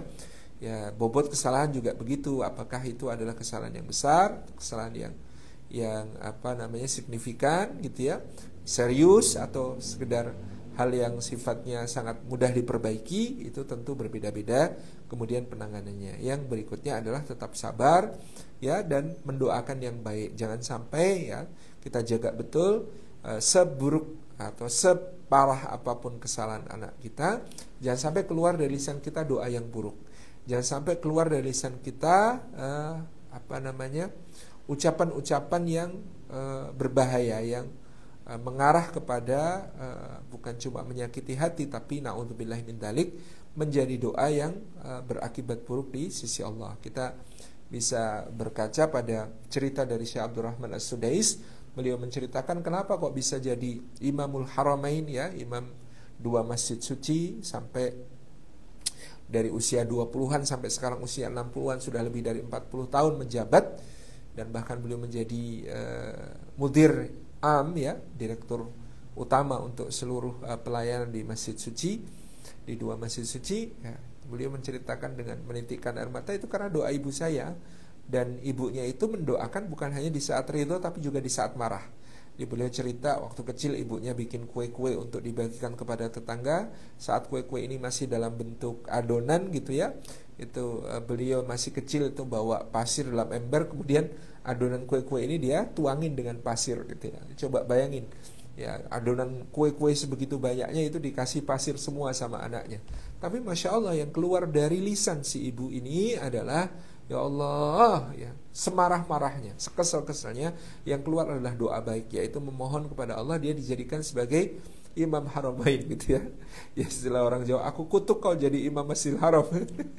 Tetapi itulah yang terjadi, kata Syekh Abdurrahman As-Sudais. Ibu saya itu istiqomah mendoakan saya bukan hanya di saat beliau ridho, tapi juga bahkan di saat beliau marah, yang keluar dari lisannya adalah doa-doa yang baik. Kemudian kalau kita mau memarahi ibu-ibu, itu kubhunal iqab bila bayan. Menghukum, memarahi itu akan buruk akibatnya kecuali kalau ada penjelasan terlebih dahulu. Ya misalnya anak-anak ini melakukan kesalahan tapi belum ada penjelasan sebelumnya bahwa itu adalah salah, ya tidak bisa langsung dimarahi. Harus dijelaskan dulu. Baru kalau nanti dia mengulangi itu namanya salah. Tapi kalau kemudian dia salah tanpa mengetahui itu salah, itu bukan salah. Ya, yang kita harus pahami, al-bayan itu mendahului al-iqab. Jadi kita harus memberikan penjelasan terlebih dahulu, penerangan terlebih dahulu, mana yang baik, mana yang buruk, mana yang benar, mana yang salah. Sepakati dulu sama anak-anak kita apa yang boleh dan tidak boleh gitu ya. Itu baru nanti kemudian kita bisa memarahi. Karena kalau kita ujuk-ujuk memarahi tanpa ada penjelasan, kesimpulan anak cuma satu, ibu saya galak, bapak saya galak, padahal gak pernah dijelasin dia itu kenapa kok itu dimarahi, kenapa kok itu dianggap salah. Dia gak ngerti, tapi dia dapat marah, dia tidak akan belajar apapun. Tapi kalau kita punya kesepakatan, nah nanti di sana tidak boleh lari-lari, nggak boleh teriak-teriak ya, harus tenang. Kemudian itu banyak sound system, banyak kamera, banyak kabel, jadi itu listrik berbahaya, hati-hati. Nah itu ada penjelasan terlebih dahulu kenapa dia tidak boleh lari-lari, tidak boleh teriak-teriak, ganggu yang lain misalnya gitu.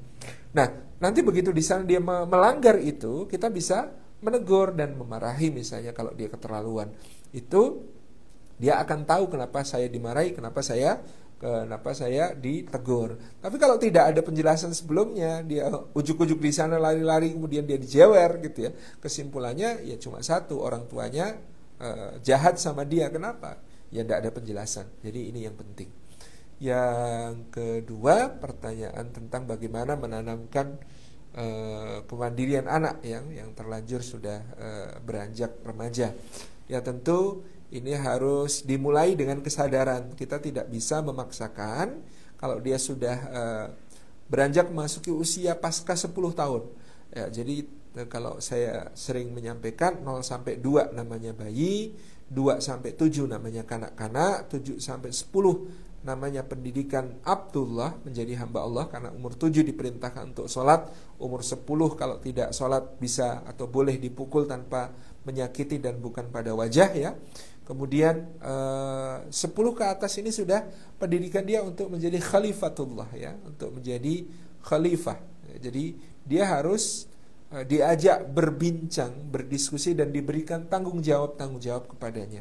Jadi harus bermula dari kesadaran. Nah, kamu sudah dewasa, kamu sudah balik bahkan mungkin ya. Ini saatnya mulai mandiri dalam beberapa hal dan bertahap tentu saja ya.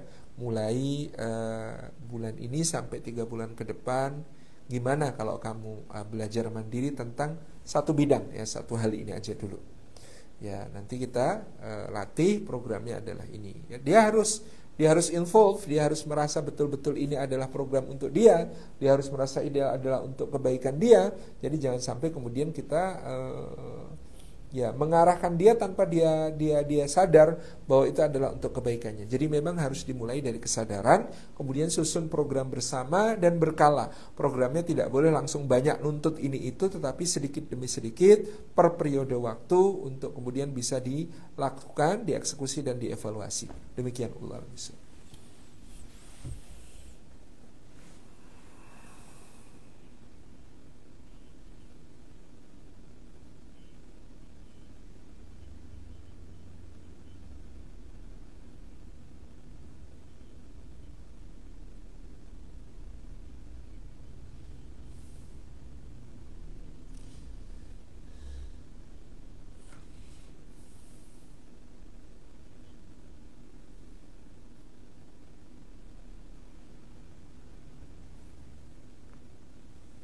Iya. Pada umumnya yang pertama ibadah itu dikenalkan ya. Dikenalkan dengan cara yang menyenangkan kalau anak itu misalnya masih usia kanak-kanak. Jadi Rasulullah SAW mencontohkan bagaimana menggendong Umamah binti Abil As di dalam salat ya, di saat ruku diletakkan, di waktu i'tidal diambil lagi, sujud diletakkan lagi, duduk di pangku ya. Bagaimana kemudian Rasulullah SAW ketika Al-Husain radhiyallahu anhu naik ke punggung beliau pada saat beliau sujud di masjid ya, sedang mengimami salat ya, beliau membiarkan Husain sampai Husain puas menjadikan beliau kuda-kudaan. Baru kemudian ketika Husain turun, beliau mengangkat kepalanya dari sujud sampai jamaah mengira Rasulullah kenapa ya, tapi beliau ternyata minta maaf karena tadi sujudnya lama karena Husain naik ke punggung. Beliau tidak ingin memutus kesenangannya untuk bermain kuda-kudaan, sehingga beliau menunda bangkit dari sujud sekian lama. Jadi ini pelajaran pertamanya adalah pada usia anak-anak kita di bawah 7 tahun, maka kita harus menampilkan kepada mereka, mengenalkan kepada mereka ibadah itu sesuatu yang menyenangkan, ibadah itu sesuatu yang asyik, ibadah itu sesuatu yang tidak ngeri ya. Jangan sampai di usia-usia itu ya gangguin sholat dicubit ya, pas sholat dimarahin ya, digalakin, dihukum, nggak boleh, karena usia-usia itu betul-betul usia untuk membuat mereka nyaman dengan suasana ibadah. Itu adalah usia di bawah 7 tahun. Mereka harus senyaman mungkin. Jadi pada usia di bawah 7 tahun, sadarilah bahwa mereka ganggu ataupun kita diganggu, yang ganggu maupun diganggu tidak ada yang dosa gitu ya. Jadi dia narik-narik sarung, dia ngerengek-ngerengek macam-macam, ya ambil, jangan dibiarkan nangis dan lain sebagainya. Itu adalah bagian dari menyenangkan dia di dalam ibadah. Itu umur 0 sampai 7. Umur 7 sampai 10 itu saat dia didisiplinkan untuk ibadah ya. Sebenarnya mungkin 7 sampai balik di antaranya 7 sampai 10 ini disiplinkan ibadah ya. Dia mulai harus perintahkan untuk disiplin ibadah. Jadi diajak, dipersiapkan ibadahnya ya, didorong untuk berwudu, dorong untuk sholat tepat waktu. Ini kalau sudah usia 7 sampai 10 tahun ini ya. Sesudah itu dia sudah harus mandiri. Artinya kita sangat memerlukan pendisiplinan umur 7 sampai 10 ini agar sukses ya. Pendisiplinan umur 7 sampai 10 ini kalau sukses, maka insya Allah selanjutnya akan aman. Artinya Bapak Ibu dirahmati Allah, murru auladakum bisalah wa abna'u sab'i sinin. Perintahkan anakmu untuk salat karena usia mereka 7 tahun. Itu perintah Rasulullah, bahwa kita tidak perlu tergesa-gesa menyuruh sholat, tetapi umur 0 sampai 7 itu di situ ada pengenalan tauhid dan muraqabatullah, mengenal keesaan Allah dan mengenal bahwa Allah senantiasa Maha mengawasi dan akan membalas amal-amal kita. Itu yang lebih penting daripada sekedar nyuruh sholat. Nah 7 sampai 10 tadi adalah pendisiplinan ibadah itu. Pendisiplinan itu ya puasa mulai juga didisiplinkan, sholat mulai didisiplinkan, semuanya mulai didisiplinkan, diajak, ditegakkan ya, kalau belum bangun dibangunkan dan seterusnya. Itu umur 7 sampai 10. Sesudah itu dia harus sudah berada pada fase di mana mandiri sholatnya, karena dia sudah balik itu sudah terhitung dewasa. Tidak ada usia remaja dalam soal ibadah, itu tidak ada. Usia peralihan dalam soal ibadah itu tidak ada. Begitu balik ya balik ya, dosa ya dosa, pahala ya pahala. Jadi sesudah itu dia diwajibkan untuk melaksanakan ibadah-ibadahnya, sehingga dia harus punya kesadaran untuk kemudian menjaga ibadahnya. Demikian.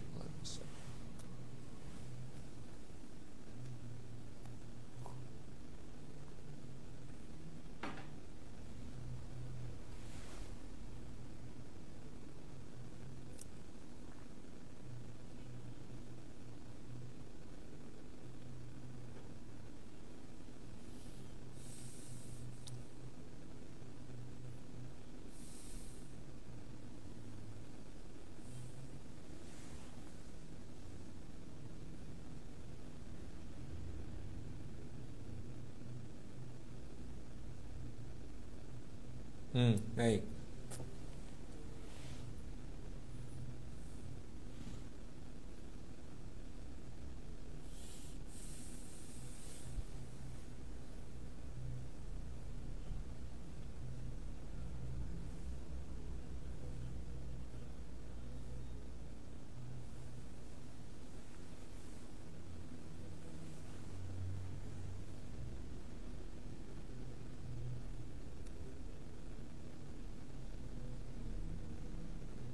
Ya, baik. Yang pertama memang kakek nenek punya tugas yang berbeda dengan kita. Kakek nenek akan tugasnya memanjakan. Kakek nenek lebih permisif, apa-apa boleh. Kakek nenek lebih menyenangkan bagi cucu karena mereka menjalankan fungsi yang pro cucu, apalagi ya faktor usia ya, secara psikologis mereka dekat sekali dengan cucu-cucunya. Kadang-kadang seakan-akan mereka melakukan kepada cucunya jauh melampaui apa yang mereka lakukan pada anak-anaknya dulu. Ya itu wajar, karena apalagi kalau tinggalnya serumah, meskipun memang akan lebih baik kalau tinggalnya tidak serumah. Tapi kalau memang tinggal serumah, ya yang harus dilakukan orang tua, satu, disiplin tetap tidak boleh dilonggarkan kalau kita memang akan mendisiplinkan anak. Tapi kata nenek boleh dan sebagainya. Nah, di situ ada faktor di mana kita perlu menjelaskan kepada kakek dan nenek apa-apa yang kemudian harus dijaga soal disiplin, ya, bahwa mereka tidak bisa 100% sepakat dengan kita dan memahami apa yang kita kehendaki. Kita sampaikan bahwa ini adalah untuk kebaikan cucu-cucunya kelak, gitu ya. Ya, jadi ya tata harmoni sebaik mungkin antara kita, ritme kita mendidik dengan ritme orang tua kita. Karena memang soulnya berbeda, memang taste-nya berbeda antara kakek nenek dengan ayah ibu. Tentu ini yang harus kemudian kita ekstra untuk memberikan rules yang jelas, ya. Jadi kalau orang tua punya rules, aturan yang jelas untuk ditaati oleh anak-anak, ya, mereka insya Allah akan tetap kuat meskipun kakek neneknya punya opini berbeda. Saya punya teman yang tinggal di Jepang, ya, kakek nenek dari anak-anaknya ini karena dia menikah dengan seorang muslimah Jepang, sementara kakek neneknya ini belum masuk Islam, ya. Nah, karena kadang-kadang kalau ke tempat kakek neneknya itu ditawarin gitu ya, daging babi, minum apa yang beralkohol dan lain sebagainya. Tapi cucu-cucunya ini karena ayah dan ibunya kokoh memberikan panduan-panduan, ya tidak tergoda, ya. Nah, ini nanti papamu nggak tahu, ini nanti papamu nggak akan ngerti. Yang penting kamu diem aja, nggak apa-apa makan di tempat nenek, ini enak loh, gitu ya. Itu kan lebih tantangan lagi, ya. Tetapi mereka bisa karena mereka menegakkan rulesnya dengan betul, memberikan penjelasan yang betul kepada anak-anaknya. Insya Allah itu akan jadi hal yang baik. Nah, yang kedua tentang bagaimana apa tadi ya, jadi lupa. Ya, antara keputusan ayah dan ibu, ya. Ya, memang harus dimusyawarahkan dulu sebelum kemudian ditegakkan sebagai sebuah hal yang akan kita jalankan di rumah tangga kita. Jadi kebiasaan bermusyawarah dalam rumah tangga itu perlu dihidupkan. Ya, apa-apa yang disepakati di antara ayah dan ibu, apa yang boleh dan tidak boleh, apa yang sebaiknya dan apa yang tidak sebaiknya dilakukan, ya. Ini sebaiknya orang tua memiliki kesepakatan-kesepakatan yang terlebih dahulu mereka matangkan di antara keduanya sebelum disosialisasikan kepada anak-anak, bahwa nanti di lapangan ada beberapa penyesuaian atau ada beberapa perbedaan pendapat, itu bisa disesuaikan lagi, tapi yang penting ada rules baku yang kemudian disepakati terlebih dahulu untuk menjadi panduan di antara keduanya. Itu yang penting. Kemudian yang ketiga, Pak Ustadz tadi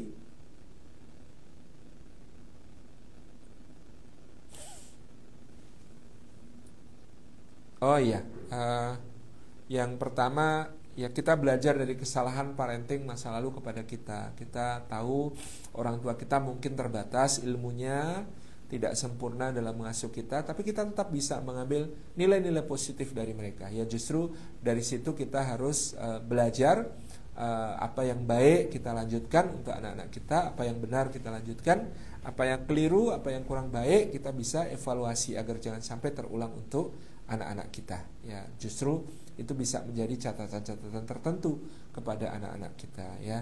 Insya Allah biasanya ini kalau disadari dengan baik tidak akan copy paste, tapi ya kemauan kita untuk belajar, kemauan kita untuk menambah ilmu, ya, baca buku tentang parenting, ya, menyimak kajian-kajian tentang parenting, itu insya Allah penting untuk membuka cakrawala kita supaya kemudian kita tidak terpaku tentang cara membesarkan anak-anak kita dengan contoh yang pernah kita alami dari orang tua kita. Insya Allah.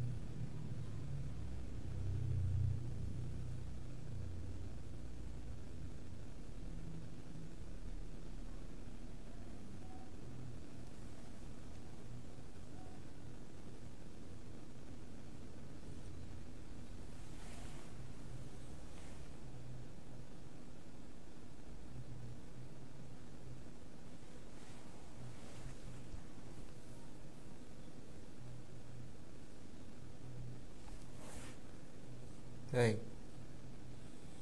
Eh, jadi Bapak Ibu yang dirahmati oleh Allah Subhanahu wa taala, mohon maaf Ustaz, pertanyaan pertama apa tadi? Oh, gadget ya.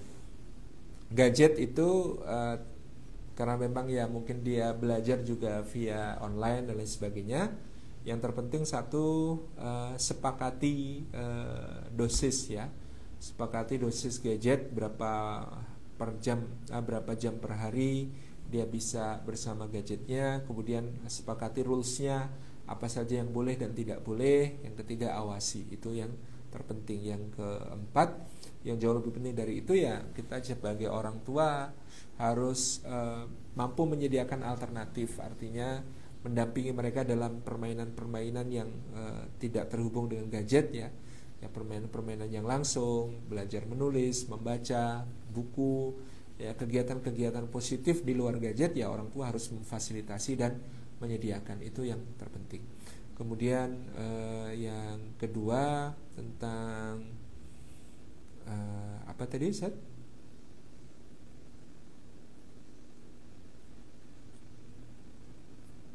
Ya, kalau soal ekspektasi ya harus sembodo kata orang Jawa. Banyak orang tua menuntut anaknya seperti Imam Syafi'i, tetapi dia sendiri tidak berusaha menjadi seperti orang tuanya Imam Syafi'i. Ini tentu tidak pada tempatnya. Ya, kalau kita menuntut anak kita punya hafalan banyak, sebagai orang tua kita juga harus mengiringi. Kita juga harus punya program hafalan sama dengan anak kita. Bagaimana kita kemudian menuntut anak kita beribadah, kita juga harus menjadi contoh di dalam beribadah sebagaimana kita harapkan mereka beribadah. Jadi menanamkan cita-cita tinggi itu boleh, tetapi harus seimbang juga dengan ikhtiar-ikhtiar kita, bukan cuma tuntutan kepada anak-anak kita. Ya, lebih baik kita bercita-cita menjadi seperti orang tuanya Imam Syafi'i, maka insya Allah anak kita nanti akan jadi seperti Imam Syafi'i, daripada sekedar sebaliknya kita mencita-citakan anak kita seperti Imam Syafi'i tapi sebaliknya orang tuanya tidak melakukan apa-apa. Ini tidak pada tempatnya. Demikian. Ya, yang ketiga sudah terjawab tadi.